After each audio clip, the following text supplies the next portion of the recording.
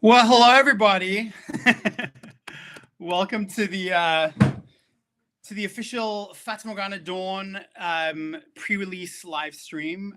The album comes out tomorrow, which very excited about, and it's crazy because it's been such a long journey. Like I've been saying in the social media posts to make this record, and yeah, the fact that it's finally coming out is just absolutely wild to me. Yeah, but very exciting. Thank you guys all for being here. Yeah, I don't know. So maybe I'll just like tell you guys a couple things first about the record, and yeah, so it's 11 tracks. 2 of the tracks are kind of instrumental interlude kind of things, and yeah, I think it's it's kind of a bit of a different record for us. It just feels like it kind of, I feel like in some ways we're sort of known as pulling a lot from like the 1980s in general. And this album feels to me more like the 60s and the 70s, more specifically the 70s. But there's definitely a lot of Beatles influence in there, Electric Light Orchestra, David Bowie,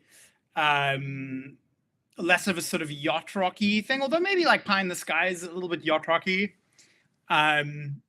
Yeah, it just has, to me it has that feeling. I don't know, maybe you'll feel differently to me, but yeah. Make me moderator. How do I do that? And how do I do that? Is this something I should do? Lily, tell me what to do. I don't know if I should make this person moderator. They're begging me. So Lily Cohen is our social media person at Network Records, and I need her to tell me if I should make this person Garena Free Fire Light moderator, or if this is some like weird thing. But yeah, anyway, does anyone have any questions before I just talk your ears off about everything? Oh, thank you, Aaron. I'm glad you like Rolling Man. That was one of the songs I was maybe most nervous about putting out, because I feel like, especially when we first sort of came up with it and as we were developing it, it's one of the songs that kind of got the strongest reaction in both directions. Like I remember playing it for some people who were just speechless, because I guess if you think of like Elevate and then to Rolling Man, it feels like such a kind of stretch. But I've been very happy with the reaction, honestly, and I'm very pleased with the song. I feel like it feels just like this kind of like unhinged like ball of fire that's just kind of exploding everywhere. I think it's a robot. Yeah, what the hell? That's so wild. What went into the name Fata Morgana? Well, Fata Morgana, so something we realized, also, sorry, Patty can't be here. I'm in New York right now for this Johnny Clegg tribute show. And, when you have kids, someone has to take care of the kids. So Patty had to stay in Germany, and it's late there for her. And she has to get up in the morning and take the kids to school and kindergarten and stuff. But yeah, so so something we realized the other day was that often Patty sort of comes up with the names for the albums. Like she'll just kind of say something or whatever, and then I think we were sort of looking for names, and at some point I can't even remember how because I mean she came up basically with the name Hyperion because I love the book Hyperion, and we sort of I think Matter, like she came up with Matter. So yeah, but she mentioned Fata Morgana, and I was like, oh, that's interesting. Like, what is that? And so we did some research, and because there was some like German band, I guess, in the 80s or 90s that had a song called Fata Morgana that was huge in Germany, and most other people have no idea what a Fata Morgana is, but people, I suppose, in Europe and especially Germany know what a Fata Morgana is because of the song.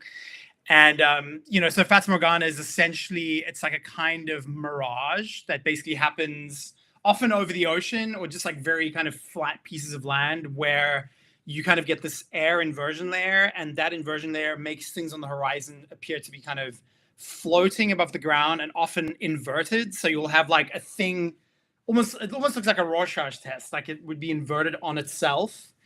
And I don't want to say too much because you guys will be finding out some more soon, but essentially this idea of like a Fata Morgana, which is like a thing that is like a reflection of itself, and you get these two sides of the Rorschach test. And I don't know, I feel like most of our albums, the names, it's normally a word that can have many different meanings, and it's sort of there's quite a sort of metaphorical side to it, and you could take it more literally.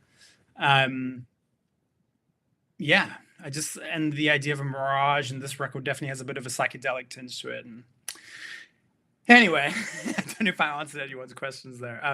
Okay, Guilherme Pinheiro asked, I have a question. Ali and AJ recorded their vocals in the same day the song was written. Yes, actually.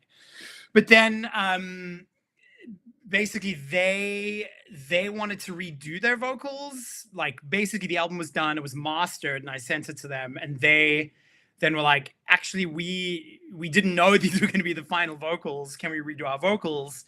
So then on a trip to the States, I went to LA and re-recorded their vocals, but they weren't completely re-recorded. Like the chorus vocals are kind of a stack of their new re-recorded vocals and their old vocals. And then it's kind of a blend of the two things. Yeah, so I guess that answers your question, hopefully. Okay, so Panda Rolling Down a Hill is asking, I really enjoyed all the shorts using Rolling Man as the song.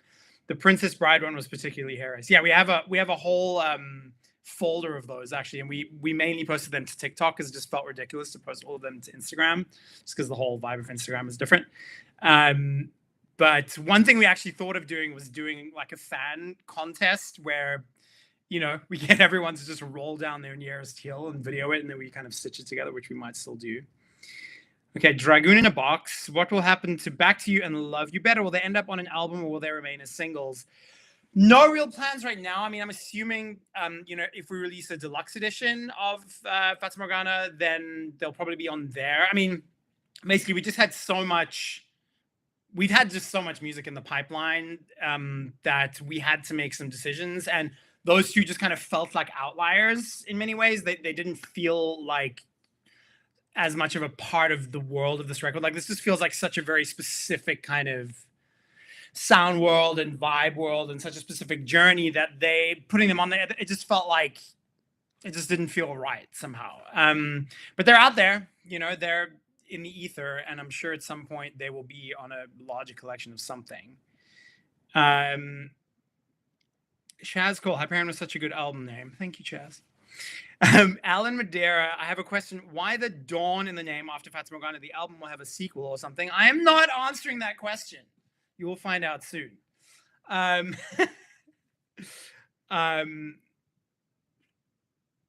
Okay, cool. Yeah, so, I mean, if you guys have any more questions, feel free to shoot them. In a little over 10 minutes, we'll be switching over to the premiere of one of our new songs / videos called In the Light.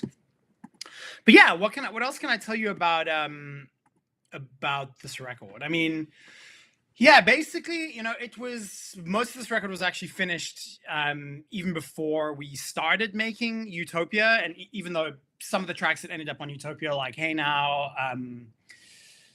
Memory, and Separate World, were sort of in the running for this record that at the time was not Fata Morgana Dawn and became Fata Morgana Dawn.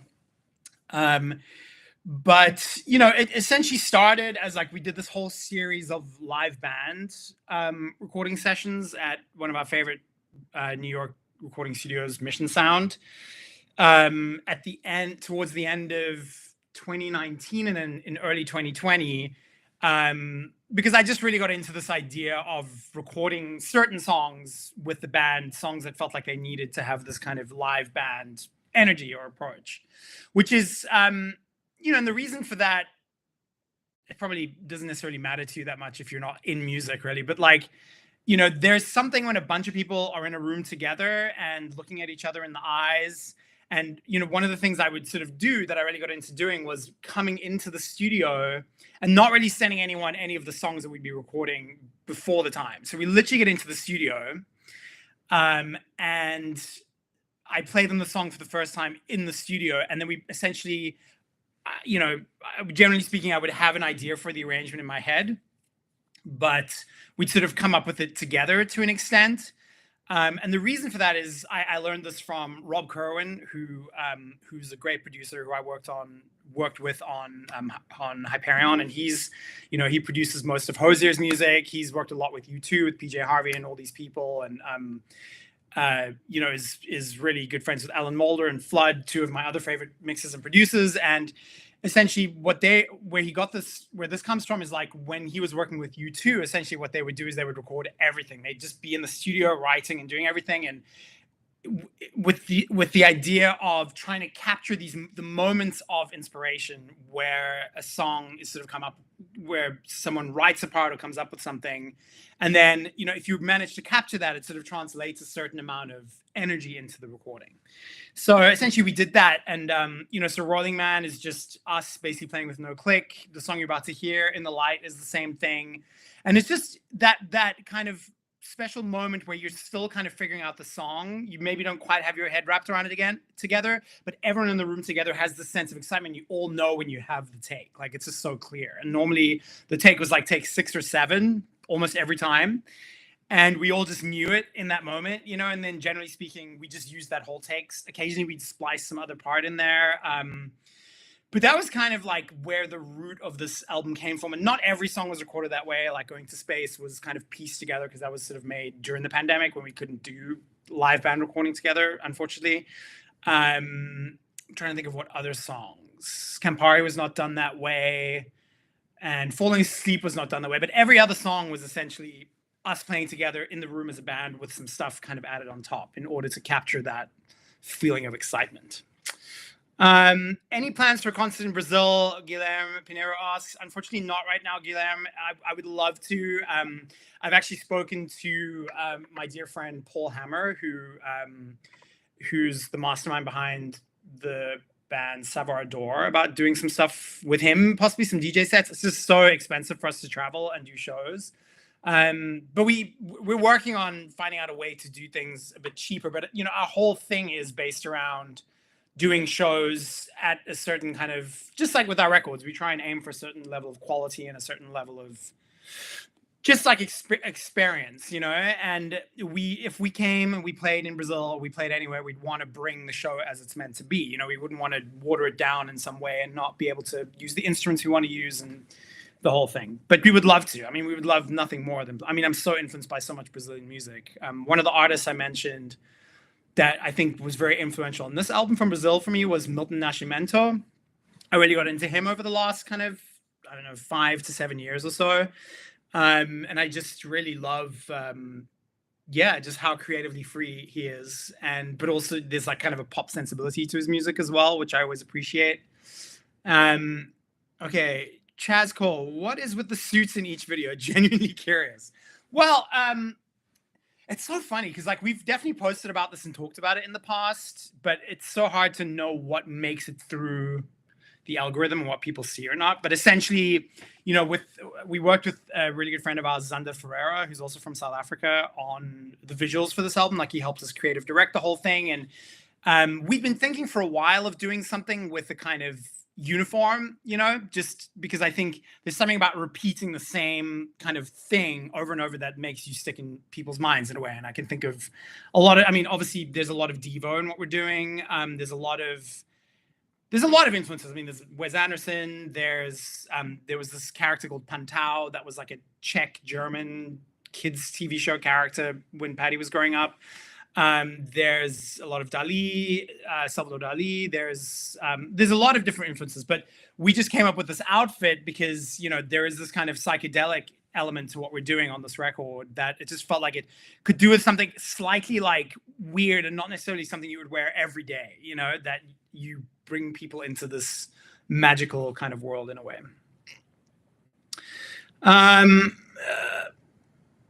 Dream Expression, see you guys playing here in Brazil. I know, I'd love that. Lily, how did you formulate the process of filming, creating all of these music videos? What was the inspiration? Where were they filmed? So all of the music videos were shot in South Africa, which is where I grew up, sort of on the west side, sort of around Cape Town, within a few hours of Cape Town. And we basically, one of our biggest goals for this record was just to kind of like, because the album itself is so epic and it has strings and it's just such that we really wanted to just take the visuals to the next level, and have everything be super cohesive and just have it really feel like the visuals are an extension of the music, which I kind of felt like in the past that was like, we always really focused on the album covers, but the videos were always like, okay, someone else is directing that. And they always felt kind of a bit separated from the artwork and that kind of thing. But we wanted to do something where it felt like this is a whole self-contained world. And so just, we developed this idea with, like I said, with our friend Zander Ferreira. And, we pulled from a lot of different influences, whether it's the color of pomegranates, whether it's Jodorowsky's The Holy Mountain, whether it's Wes Anderson, obviously, just a lot of different kind of psychedelic worlds, but we had quite a limited budget, so we had to really like simplify the ideas. And so the idea was like, okay, let's go to places where there's this amazing landscape and that can become a character in and of itself. And then if we just are wearing these same outfits, you kind of repeat the same ideas over and over. And and also just because the music on the record is so dense and is kind of so like widescreen in a way, it felt like a good idea to make the visuals a bit more kind of spare and clean in a sense, and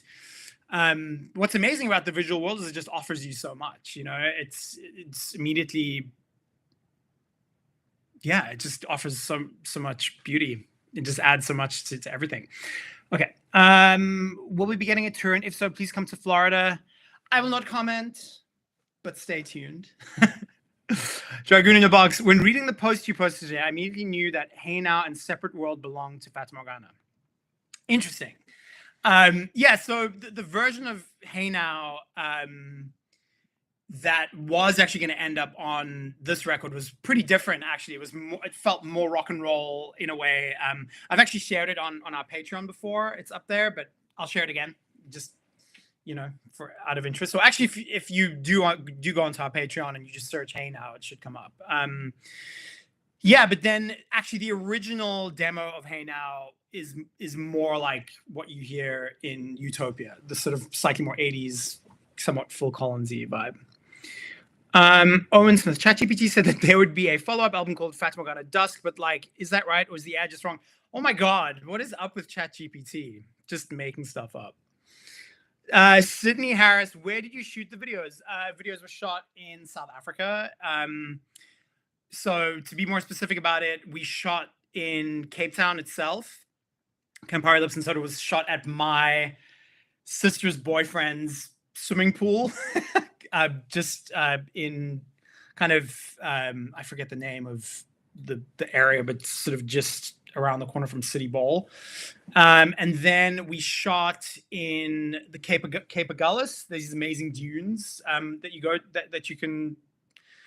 we sort of snuck into, I guess, and that look like you're in a massively vast desert. And we shot in the Tankwa Karoo, which is like one of the driest areas of Cape Town, which is where, you can like anywhere there's like just like a vast flat landscape. That's the Tankwa Karoo, in a place called Skoorsteenberg, which is the correct South African pronunciation, Skoorsteenberg.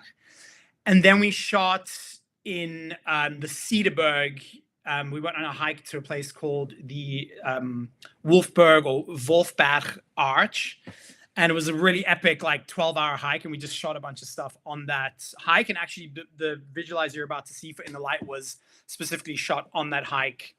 No, actually that one was shot right behind the house we were staying in. Funnily enough, we just like snuck up there in the morning.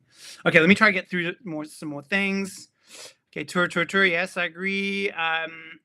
Fan club for St. Lucia in Brazil would be great. Falling Asleep is my everyday obsession. That's so good. Thank you. Love your music. Thank you, Glocks and Grippers. Definitely got a diva vibe when I first saw that. Yeah, I mean, it's undeniable, but I think it's okay to be influenced by things and kind of, I don't know, what's the correct word? I mean, everyone steals ideas from all over, but you just have to make it your own on some level, Dragon in a Box. The visuals on this album are so epic. I love that. Thank you very much. Campbell, my brain can't even fathom the energy in the room of a St. Lucia Savoir Adore show. Well, we've done it before, and there was a lot of energy. It's true. Yeah. So anyway, I'm really excited for you guys to hear the album and see the visuals. And you know, like I said in the post I did today, a lot went into it. Took a lot of time, a lot of energy, but we love what we do. We hope that we can do it forever, and you know, a lot more up our sleeves coming. What is your favorite song to sing, play with the band live? Often like something new. So right now it's Falling Asleep. Like Falling Asleep has been a lot of fun, but there's some other songs I'm pumped to play as well. Anyway, thank you guys. Music video premiere is coming up now, and just stay right here, and it should switch over immediately. And I'll be in the text chat on the side answering any questions you guys have. I appreciate it, everyone. Collab with Walk the Moon would be epic. I'm having dinner with Nick from Walk the Moon tonight, actually. Right after this, I'm heading to Columbus Circle, which is like, I never ever go up to Columbus Circle in New York, but it should be fun.